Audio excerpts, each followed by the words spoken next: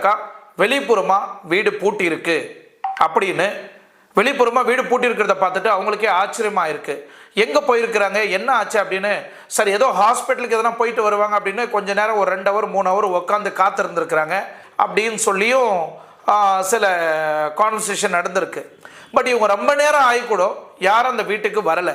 So இவங்களுக்கு doubt வந்த உடனே இவங்க என்ன பண்ணியிருக்கிறாங்கன்னா, உடனே அந்த அப்பார்ட்மெண்ட் பக்கத்தில் இருக்கக்கூடிய போலீஸ் ஸ்டேஷனுக்கு போய் ஒரு கம்ப்ளைண்ட் கொடுக்குறாங்க.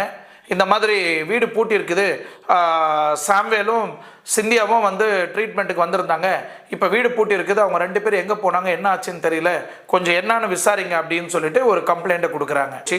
ஸோ உடனே ஸ்பாட்டுக்கு போலீஸ் வராங்க.